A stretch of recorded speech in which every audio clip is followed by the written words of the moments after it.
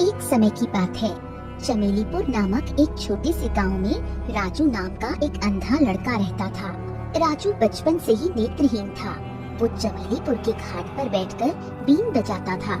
उसकी धुनों पर मोहित होकर लोग उसे कुछ सिक्के दे जाते थे, जिससे उसका गुजर बसर होता था। ए राजू, क्या तेरे पास कुछ पैसे है क्या? क्या है कि मेरी माँ बहुत बीमार है, उसके इलाज के लिए मेरे पास एक भी पैसा नहीं है। अगर तुम कुछ पैसे दे सको तो मेरी बहुत मदद हो जाएगी। कुछ कर दो ना भाई। भोलू, अब मैं क्या कहूँ। देख, अभी तो मेरे पास पैसे नहीं है, लेकिन जब आज मैं घाट पर जाकर बीन बजाऊंगा तो हो सकता है कि रोज की तरह कोई न कोई मुझे एक दो सिक्के दे ही दे, तो वहीं से मैं तुझको दे दूंगा पैसे। हाँ, ठीक है राजू, तुम कोशिश करो। बाकी तुम चिंता मत करना, मैं तुम्हारे पैसे जल्द ही वापस कर दूंगा। राजू भोलू की बात सुनकर घाट पर जाता है और वहाँ बीन बजाने लगता है। बीन बजाते बजाते सुबह से शाम हो जाती है, लेकिन आज उसकी एक भी कमाई नहीं होती। हाँ, बाप रे बाप, आज तो सुबह से शाम हो गई, लेकिन आज तो एक भी सिक्का मुझे किसी ने नहीं दिया। अब क्या करूँ? राजू अभी अपने मन में ये सोच ही रहा था कि तभी अचानक वहाँ गिरजा नाम का एक आदमी आता है। अरे, तुम ही वो नेत्रहीन राजू बीन वाले हो ना, जिसकी बीन पूरे चमेलीपुर में प्रसिद्ध है, क्यों भैया? हाँ, जी हाँ, मैं ही राजू बीन वाला हूँ। अरे वाह, बहुत अच्छा। अब आज तो मुझे मिल गए हो, तो एक अच्छी सी बीन की धुन बजाकर सुना ही दो भैया। ऊपर वाले का शुक्र है कि आज कोई तो मेरे पास आया। लगता है कि ये आदमी मुझे ज्यादा पैसे देकर जाएगा, जिससे मैं भोलू की बीमार माँ का इलाज और साथ में अपना खर्चा भी निकाल सकूं। और फिर गिरजा ये कहकर बिना पैसे दिए वहाँ से जाने लगता है। अरे भैया, मुझको कुछ पैसे तो देते जाइए। पैसे? कैसे पैसे? अरे भैया, मेरे बीन बजाने के पैसे। पैसे? वो भी बीन बजाने के? पहली बार सुना है मैंने ऐसा कि बीन बजाने के भी पैसे दिए जाते हैं। भैया, मुझ अंधे की आमदनी का बस यही तो एक जरिया है। ऐसा पाप मत कीजिए, ऐसा ना कहिए कैसे पैसे, कुछ तो दे दीजिए। अरे नहीं भैया, मैं भला तुमको मुफ्त में पैसे क्यों दूंगा? अरे बीन बजाना भी कोई कमाई का जरिया है? अरे चलो हटो यहाँ से, मैं तुमको नहीं देता पैसे वैसे। गिरजा ये कहकर वहाँ से चला जाता है, जबकि राजू पैसे न मिलने से उदास हो जाता है। अरे अब क्या होगा, वो आदमी भी मुझको बिना पैसा दिए चला गया। हे भगवान, अब आप ही कुछ कीजिए। राजू अभी ये सोच ही रहा था कि तभी घाट किनारे उसे किसी की आवाज सुनाई देती है। कोई है? कोई मेरी मदद करो। अरे ये आवाज कहाँ से आ रही है? किसकी आवाज है? कोई तो मेरी मदद करो, मैं बहुत भूखी हूँ। तुम कौन हो और तुम किस तरफ हो, मुझे बताओ, क्योंकि मैं एक अंधा हूँ।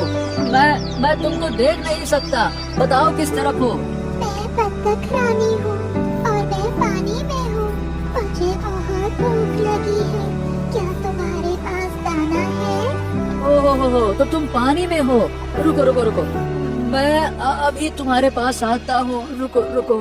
राजू अब धीरे धीरे अपनी छड़ी का सहारा लेकर घाट से नीचे उतरता है। अब बताओ बतख रानी, क्या है तुम्हारी परेशानी? मैं 2 दिनों से बहुत भूखी हूँ, क्योंकि मुझे 2 दिनों से किसी ने दाना नहीं डाला। मगर क्यों? यहाँ तो लोग रोज दाना डालकर जाते थे। हाँ, पहले इस नदी में सिर्फ मैं अकेली थी, तो सभी लोग मेरी तरफ दाने डालते थे।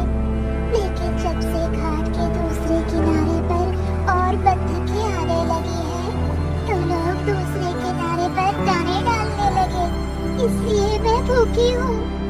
ओह, ये तो बहुत बुरा हुआ, लेकिन तुम परेशान मत हो।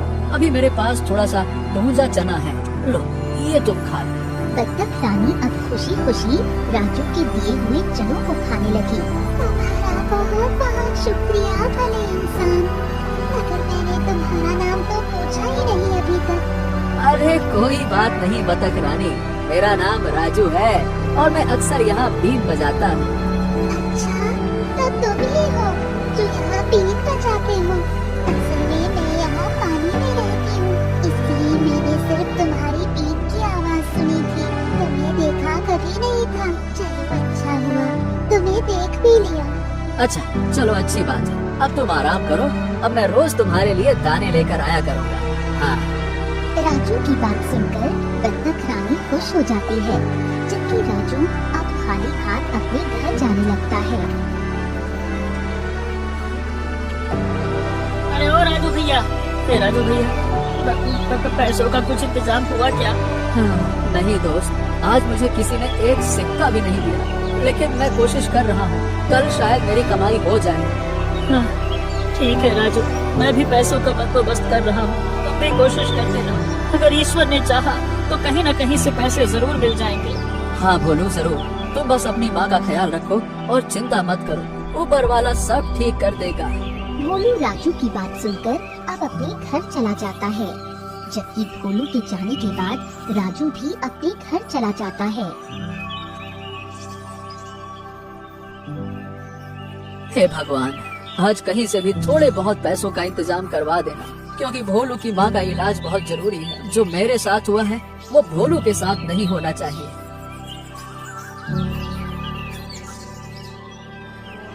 क्या हुआ राजू, तुम इतने उदास क्यों हो? बत्तख के पूछने पर राजू उसे सारी बात बताता है। ये तो बहुत अफसोस की बात है, लेकिन तुम हिम्मत मत हारो। तुम्हारी नीयत साफ है और तुम साफ मन से सबकी मदद करते हो, इसलिए ईश्वर ने चाहा तो तुम्हें कहीं ना कहीं से पैसे जरूर मिल जाएंगे। हाँ बतख रानी, पर मुझे ईश्वर पर पूरा भरोसा है। उसके घर देर है लेकिन अंधेर नहीं। राजू बत्तख रानी से इतना कहकर अब अपने घर लौट जाता है। आज भी भोलू राजू से वही सवाल करता है, लेकिन आज भी राजू उसे वही जवाब देता है।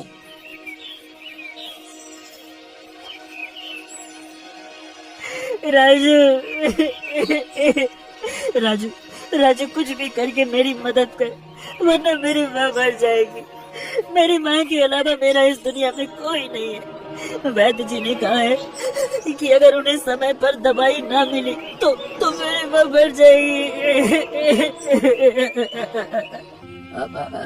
तू रो मत भोलू, हिम्मत से काम ले। मैं कोशिश करता हूँ। काश मेरी आंखें होती तो आज मुझे पैसों के लिए इतना मजबूर नहीं होना पड़ता। राजू दुखी मन से ये कहकर घाट पर बीन बजाने चला जाता है, लेकिन आज भी उसे कोई एक सिक्का नहीं देता।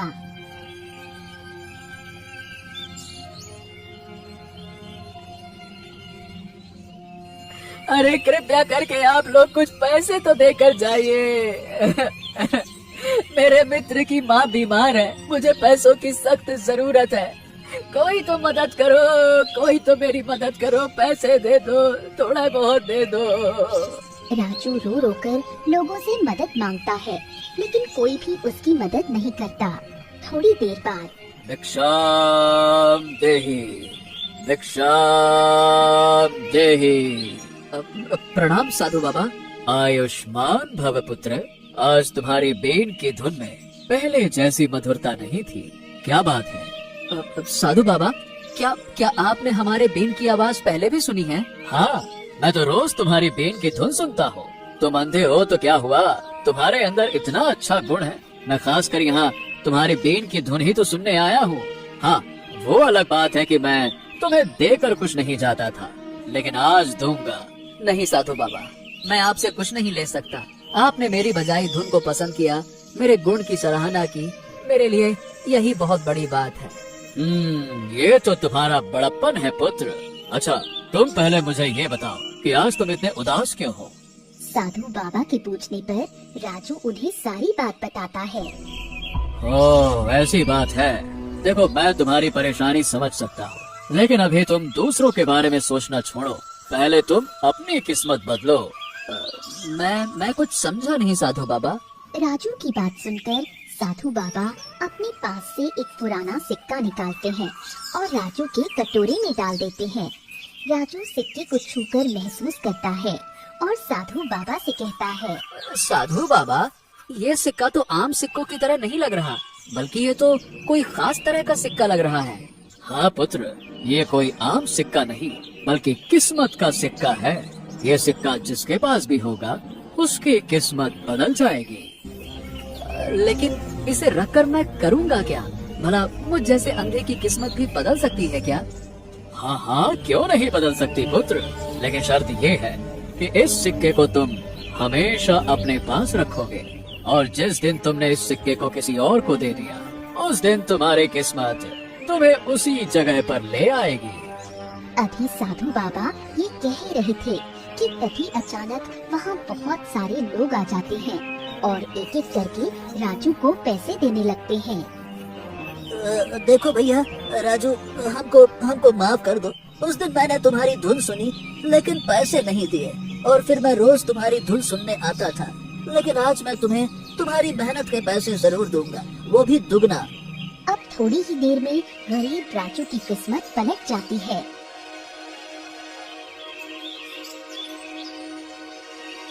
राजू, राजू, पैसों का इंतजाम हुआ क्या?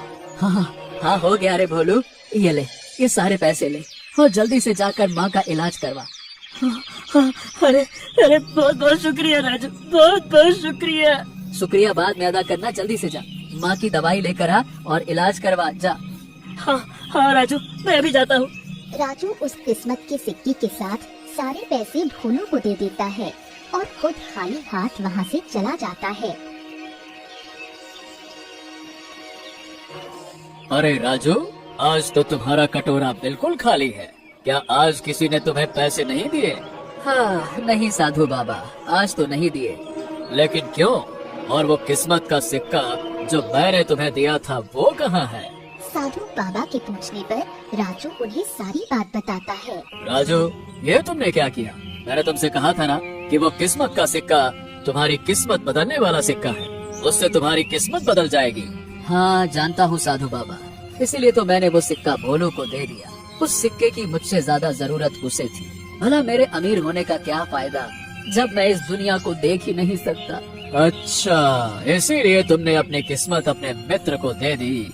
जी हाँ साधु बाबा, अगर मेरी वजह से भोलू की माँ की जान बच जाएगी तो इससे अच्छी बात मेरे लिए और क्या होगी। जीवन में माँ की कमी क्या होती है, ये बात मुझसे ज्यादा और कौन जान सकता है। ठीक है पुत्र, जैसा तुम ठीक समझो। ईश्वर तुम्हारा भला करे। साधु बाबा इतना कहकर वहाँ से चले जाते हैं, जबकि राजू अब रोज की तरह बेपरवाह होकर बीन बजाता और बत्तख रानी से बातें करता। राजू, अब तो तुम बहुत सुकून में रहते हो। हाँ, क्योंकि अब मुझे किसी बात की चिंता नहीं है। इसका मतलब तुमने अपने मित्र की सहायता कर दी। हाँ हाँ बतख रानी, ये तो बहुत खुशी की बात है। अभी बत्तख और राजू आपस में बातें ही कर रहे थे कि तभी वहाँ भोलू आता है। राजू राजू राजू, मेरे भाई, आखिरकार तुम मुझे मिल ही गए, वरना तुम मेरे आने से पहले ही यहाँ से चले जाते थे। नहीं भोलू, ऐसी बात नहीं है। वो बस मैं जल्द ही बीन बजाकर घर चला जाता था। तुम तो जानते ही हो कि मुझे खाना बनाना होता है। हाँ हाँ हाँ, मैं जानता हूँ, इसीलिए आज से तुम मेरे घर पर खाना खाओगे। अरे नहीं नहीं नहीं नहीं, तुम परेशान मत हो। अरे इसमें परेशानी की बात कैसी है? अरे अगर तुम ना होते तो मेरी माँ की जान बचना नामुमकिन था भाई। मैं तो तुम्हारा जितना एहसान मानूं उतना कम है। भोलू, मेरी माँ तो मुझे बचपन में ही छोड़कर चल बसी थी, लेकिन अगर मेरे कारण तुम्हारी माँ की जान बच सकती थी तो मैं तुम्हारी मदद कैसे न करता। इसीलिए तो मैं तुम्हारा धन्यवाद कर रहा हूँ। तुम नहीं जानते, तुमने मुझे जो पैसे दिए थे उन पैसों से मेरी तो किस्मत ही बदल गई। अब मेरे घर में कभी भी पैसों की कमी नहीं होती। मेरे भाई, मजा आ गया। अभी भोलू राजू से बातें कर ही रहा था कि तभी वहाँ वही साधु बाबा आते हैं। भोलू, वो इसलिए क्योंकि राजू ने अपनी किस्मत का सिक्का तुम्हें दे दिया। क्या? मैं कुछ समझा नहीं साधु बाबा। भोलू के पूछने पर साधु बाबा उसे सारी बात बताते हैं।